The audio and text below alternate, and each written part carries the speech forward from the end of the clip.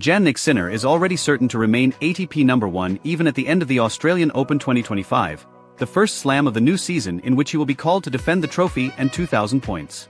The victory of the Italian against Casper Ruud was not only worth the conquest of the final of the Nitto ATP Finals 2024, but also this very important milestone.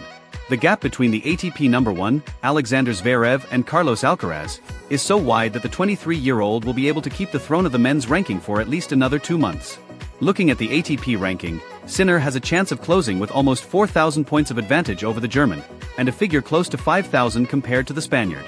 His opponents, at least in theory, will have to get a series of important results to think about removing the Italian from the throne of men's tennis, at least until the Happy Slam.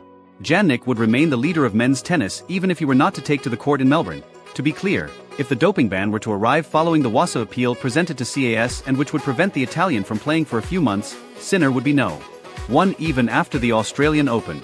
The Italian is virtually at 93-30, eliminating the points to defend one in Australia in January 2024, obviously without considering what will happen between the final of the 2024 year-end Masters and the 2025 AO.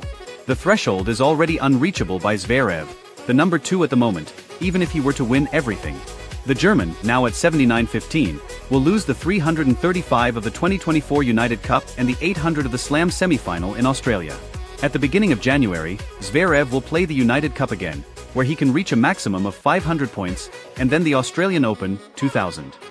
Calculating an entry of 2,500 points, which is already quite an achievement, the Hamburg player would reach 92-80, lower than Sinner's minimum. With the same reasoning, Alcaraz would instead stop at less than 9,000 points, considering that he will not play any event before the first slam of the year. Sinner will theoretically remain at the top of the ATP rankings until mid-February, when he will defend the 500 points in Rotterdam. After the Dutch tournament, Jannik would reach Alcaraz's record of 36 weeks as number 1.